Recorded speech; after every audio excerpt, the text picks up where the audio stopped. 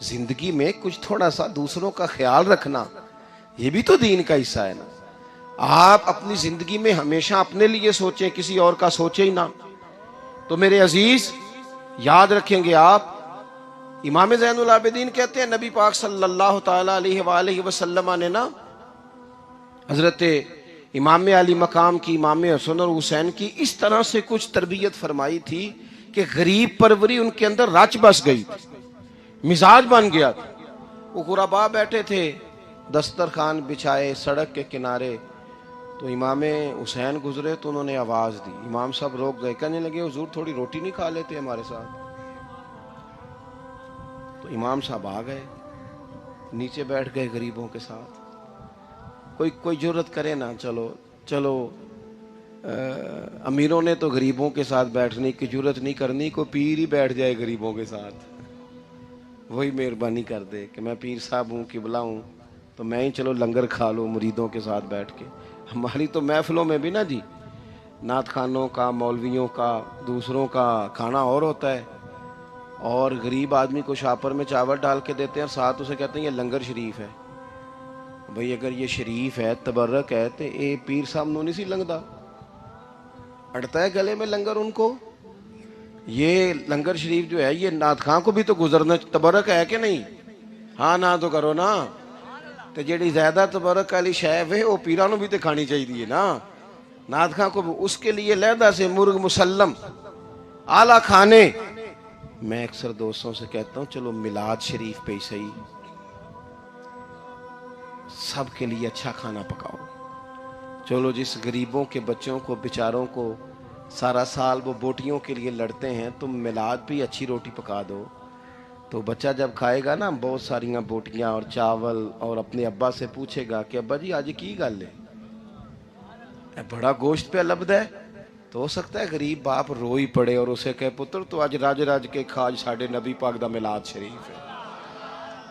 تو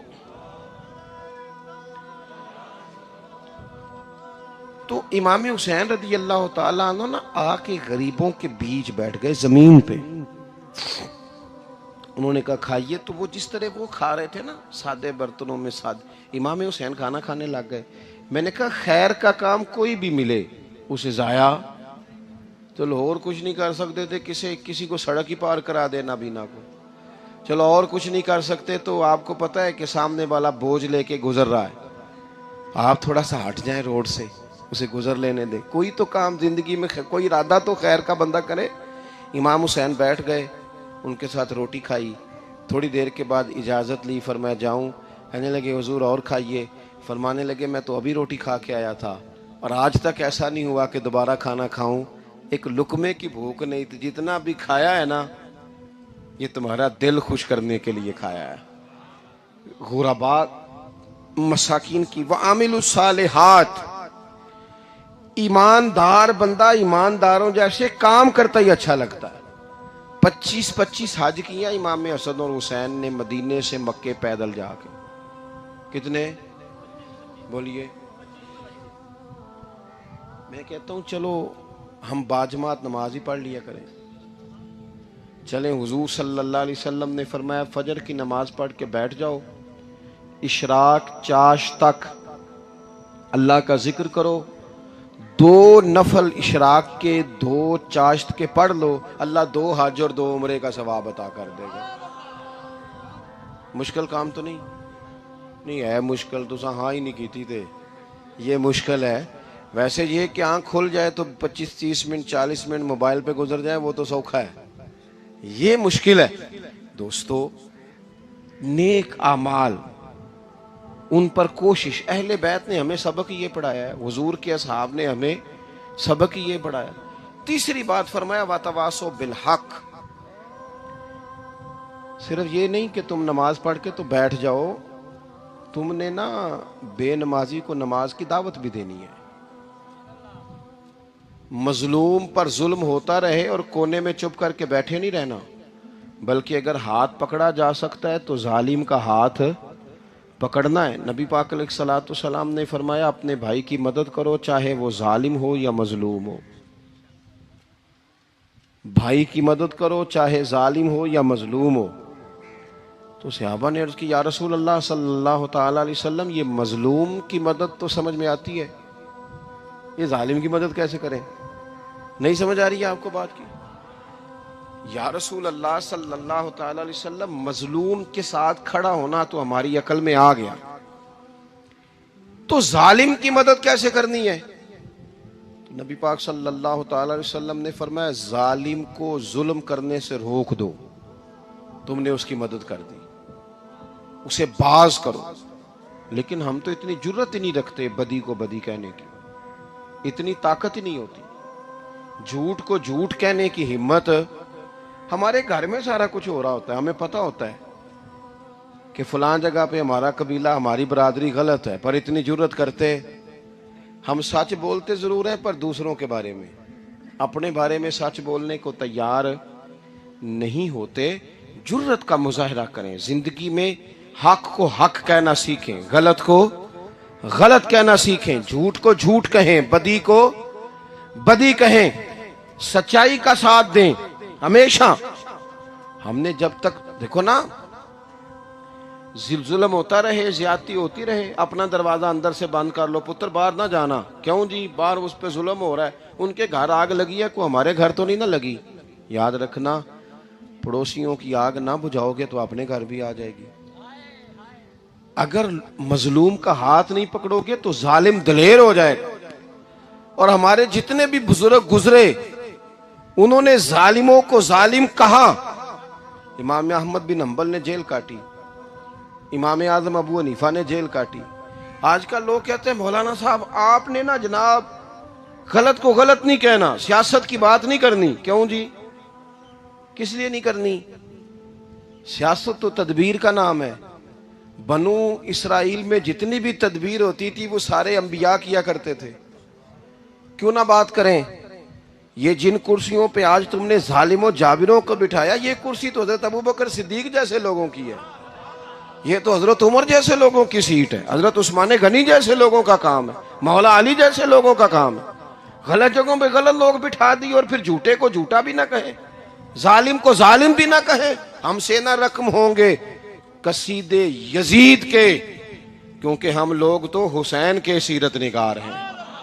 یہ کیا بات ہوئی؟ آپ سچی بات ہی نہ کریں، کلمہ حق کہیں، ہمیشہ کھری بات کہیں، سچی، گرچہ اپنا نقصان ہو، حق کے ساتھ کھڑے ہونا سیکھیں۔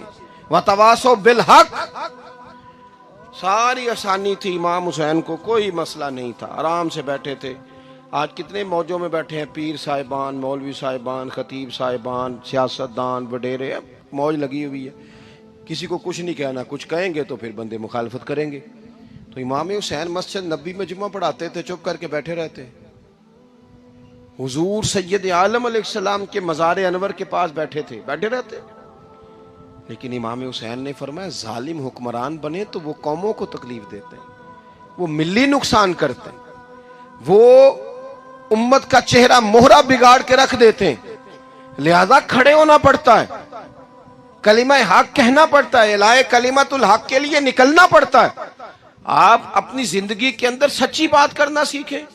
الیکشن کے دن آ گئے، میرے ایک بڑے محبت والے ساتھی تھے، وہ آ گئے ووٹ کے لیے۔ ویسے بھی یہ جو بیماری ہمارے ملک میں نا جی، ہمارے ہاں حکمران بعض اوقات کہتے ہیں اوے ہو جی جمہوریت بڑی ضروری ہے۔ وہ بھی کس مصیبت کا نام ہے جمہوریت؟ اقبال تو کہتے ہیں کہ یہ وہ چیز ہے کہ جس میں پتہ ہی کوئی نہیں ہوتا پڑھے لکھے ان پڑھ کا، چھوٹے اور بڑے کا، سیانے اور بیوقوف کا۔ جمہوریت وہ طرز حکومت ہے کہ جس میں بندوں کو گنا کرتے ہیں، تولا نہیں کرتے۔ کس تم کیا راگل آپ رہتے ہو ہر وقت؟ قوم کو اس کا حق ملنا چاہیے، غریب کی مدد ہونی چاہیے، انصاف ملنا چاہیے۔ باقی یہ تمہاری کہانیاں ہیں ڈکٹیٹرشپ اور جمہوریت، اور ہمیں تمہاری سمجھ بھی نہیں آتی۔ ہر ڈکٹیٹر کے ساتھ ہوتے ہو، باتیں جمہوریت کی کرتے ہو، جہاں تمہارا دل کرتا کھڑے رہتے ہو۔ ہمیں تو کوئی اس سے غرض نہیں، کام ہونا چاہیے۔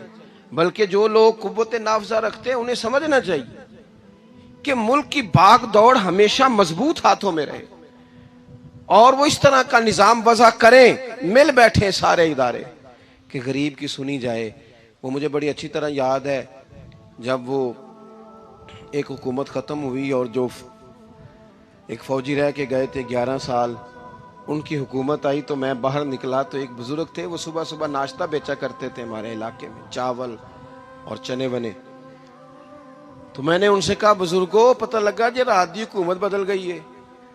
تو فرمان لگے پتر جیڑا مرضی بھی آ جائے میں تو یا چاول بیچ کے روٹی کھانی ہے، ہمیں تو ان سے غرض ہی نہیں. اللہ جانے کون آیا کون گیا، تو کھیل تماشا بنایا ہوا ہے. تو جھوٹے کو جھوٹا کہیں. میرے ایک دوست ہیں الیکشن لڑتے ہیں، مجھے ایک دفعہ آ کے کہنے لگے آپ نے کبھی ووٹ نہیں ڈالا، اس دفعہ ضرور ڈالے. میں نے کہا نہیں ڈالتا میں. کہنے لگے ووٹ قوم کی امانت ہے. تو میں نے کہا امانت کسی بے ایمان کو دے دوں؟ امانت تو امانت دار کو دی جاتی. نہیں سمجھے آپ بات؟ یہ سارے کہتے ہیں نا ووٹ قوم کی، تو امانت کس کو دینی چاہیے؟ صحیح بتاؤ. چلو ہوں تسی بولنا نہیں، بس دل چ گل رکھنی، دل چ دیندے ویسے امانت دارا نہیں ہو نا. نہیں میں نے کہا بولنا نہیں، ایویں کسی نے پتہ نہ لگ جائے. دیتے ویسے امانت داروں کو ہی ہو نا. یہ اپنے دل سے پوچھو، فیصلہ لو، اللہ سے ڈرو. ظالم کا مددگار ظالم ہوتا ہے، ظالموں کا مددگار ظالم ہوتا ہے. وہ تیرے میرے ووٹ پر جیت کر جب ظلم کرے گا تو پھر کون ہے جو یہ دعویٰ کرے گا کہ جناب میں ظالم کا مددگار نہیں؟ سوچو سمجھو غور کرو.